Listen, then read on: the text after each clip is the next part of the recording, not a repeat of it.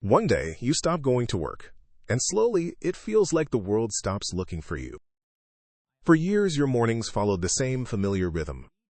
People called your name, asked for your opinion, expected something from you.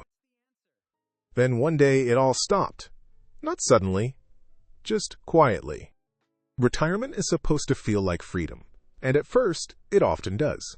But weeks become months, and a strange feeling begins to appear. What confuses many people is that they are not actually alone. Their spouse is still there, their children still visit, friends still exist. Yet, somehow, loneliness remains. Why? Most people assume loneliness comes from a lack of company. But psychology suggests something else. Loneliness often appears when there is a gap between the connections we have and the connections we need. For decades, work provides something many people never think about. Structure, routine, purpose, recognition. Without realizing it, work quietly answers an important question every day. Who am I? Whether you were a teacher, a nurse, an engineer, or a business owner, your work became woven into the story you told yourself about who you were. Then retirement arrives. The job disappears, the title disappears. And suddenly a different question emerges. If I am no longer what I do, then who am I? At first, this can feel like a practical adjustment, a lifestyle change.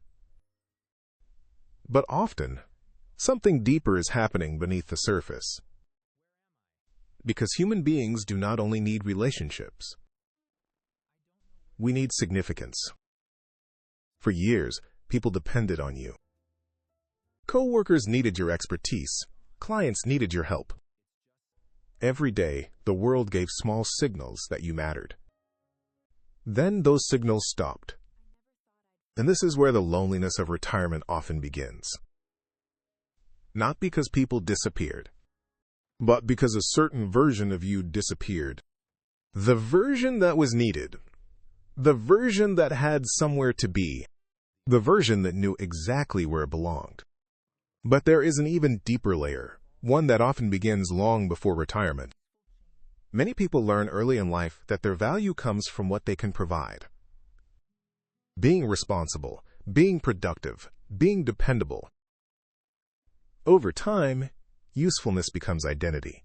Not intentionally, not consciously, but gradually. You stop thinking of usefulness as something you do. You begin thinking of it as who you are.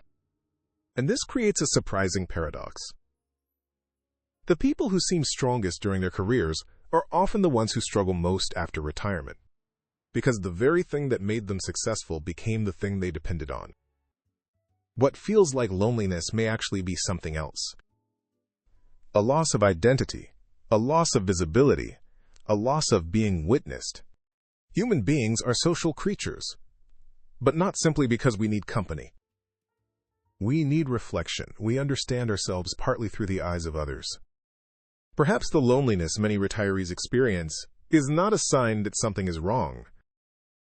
Perhaps it is the mind searching for itself, trying to answer one final question. When no one needs the role I've played for decades, who am I without it?